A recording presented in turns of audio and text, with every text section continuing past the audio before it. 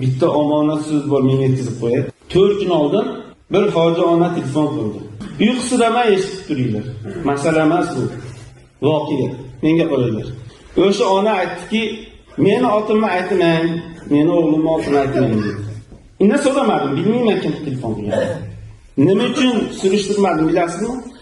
Hamma meni onammikin deb qo'rqib o'tirish uchun. Men so'ramadim, surishtirmadim. Sizni onangiz menga telefon qildi. Mandaqcha aytaymi? Domla, meni o'g'lim, ikkita o'g'lim bor. Katta o'g'lim uyquga chiqib ketdi. Kichik o'g'lim katta eshikda qoldi. To'liq gapini yetkazaman. Menga omonat qildi, men sizlarga yetkazay. Kichik o'g'lim katta eshik ekan, katta eshikda mayda chuyda rasxoti bo'lar ekan, o'zini tutolmayapti deydi. Yegan nonimiz bor deydi. Ammo mashinamiz yo'q, uyda dushimiz yo'q. Mayda baylaganga molimiz yo'q, tutimiz yo'q. Yegan ovqatimiz bor deydi. Orada go'sham yeb turibmiz deydi. Xudoga shukr. Nolib aytmayapman deydi. Nolyapti deb tushunmang domlar. Sizga bu savol. Katta o'g'lim uy qilib chiqqan, uni qator mollari bor. Sog'im sigiri bor, uyda suti bor. Qayda mashinasi bor. Har yili bahorda Rossiyaga chiqib ketayotganda mashinasini sotib, Ina markazini sotib ketadi. Kuzda Rossiyadan kelganda qimmat mashina oladi deydi. Ishonasizmi? Mashinaga o'tiring, ona demaydi deydi. Meni o'ta hurmat qiladi. Kelib onajon deb qo'limni o'payotgan, onam deb erkalatayotgan, bir-birdan onman yo'qlamaydi deydi. Xotinim monoyot bo'ldi deb akkemaydi deydi. Xotinidan o'g'illoqcha ko'chadan 1 kilo go'sht ko'tarib kelmaydi deydi. Kelinim aybdor deya olmayman deydi. Bir munda qilib yo'qlashni ham bilmaydi deydi. Men og'rib qolsam, o'sha o'g'lim Rossiyadaligida bo'lsa, xafa bo'lmayman. Shu yerdaligida biz tez yordam chaqirib banasiga boramiz. Ukasi ham akasiga aytgan tortinadi deydi.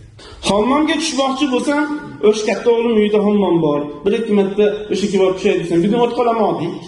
Suv yo'q edi. Tortinib qolar ekansan. O pulli hammomlarga tushaman deydi. Yipanib qolgan shu kuni yig'ladim. Xolam o'sha ayol bilib qolmasin deb yipanishga harakat qildim. Do'zaxga ekansan. Inshaalloh qiyomatda men guvohlik beraman, o'sha odam do'zaxda edi. Tasavvur qiling, men mana o'sha deb biling. Bitta so'z o'xshamay qolsa domla qo'shib qo'yib o'zi menidan deb biling.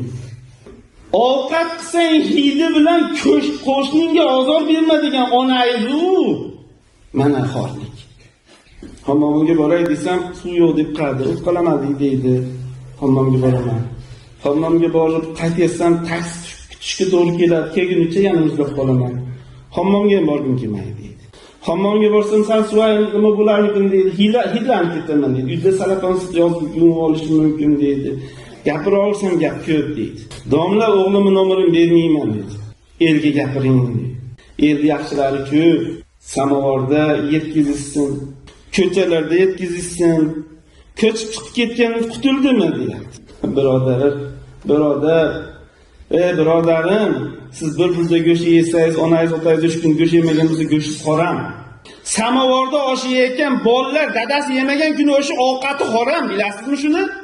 Boyvachcha musulmon bunaqa munofiq bo'lmaydi. O'shining kimligini yaxshi ham bilmagan, bilib qolsam ko'rishmay qoldim qiyomatgacha. Tavba qilsa men tavbasini qabul qilmayman. Robbim qilishi mumkin, men qabul qilmayman. Agar siz shunaqa bo'lsangiz, istig'foringizni ayting birodar. Siz kechirilmaysiz.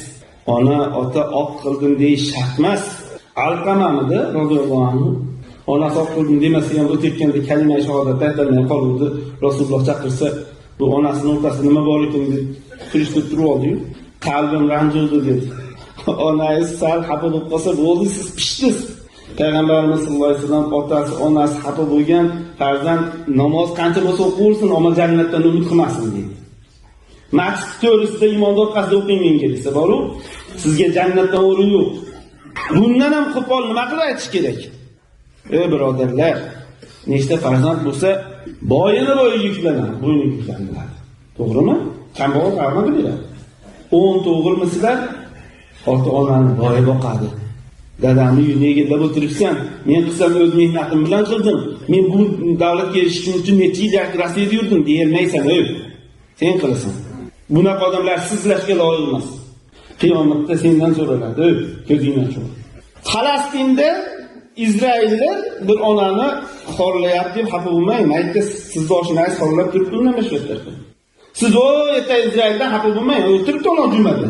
Yaramas. Sizlarga